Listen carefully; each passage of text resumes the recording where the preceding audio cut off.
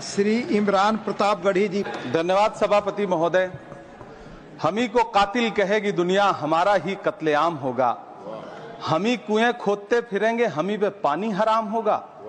सभापति महोदय, सन 1947 में दिल्ली की जामा मस्जिद की तारीखी सीढ़ियों पर खड़े होकर के भारत रत्न मौलाना अबुल कलाम आजाद साहब ने कहा था कि मुसलमानों कहां जा रहे हो, यह है तुम्हारा मुल्क, यहां तुम्हारे आबाओ अजदाद की कब्रें हैं।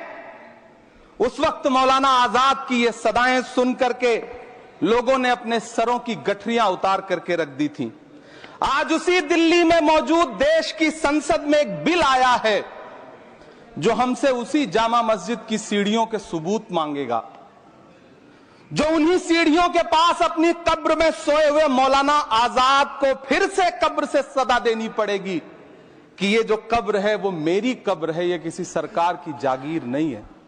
सभापति महोदय, मैं जहां खड़ा हूं इसी संसद भवन के सामने सड़क के उस पार अपनी कब्र में सोए हुए भारत के पूर्व राष्ट्रपति फखरुद्दीन अली अहमद की कब्र है।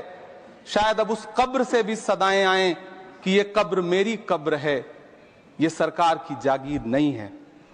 सभापति महोदय, मैं वक्फ कानूनों में किए जा रहे संविधान विरोधी बदलावों के खिलाफ बोलने के लिए खड़ा हुआ हूं। संविधान का आर्टिकल 14 हो, 29 हो, 30 हो, चीख चीख कर कहता है कि देश में सब बराबर के हकदार हैं। आर्टिकल 26 कहता है कि सबको अपने अपने मजहबी कामों के लिए मंदिर, मस्जिद, गिरजाघर, गुरुद्वारों का निर्माण करने का हक है और उसका रखरखाव का भी हक है।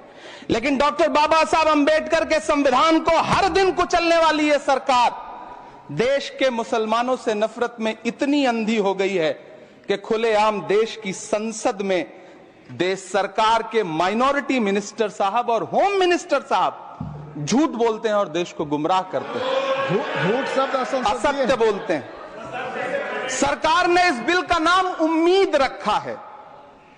मंत्री जी कल से इसे देश के मुसलमानों के लिए नई उम्मीद बता रहे हैं। नहीं मंत्री जी, न तो यह बिल मुसलमानों के लिए नई उम्मीद है और न ही उम्मीद की नई किरण।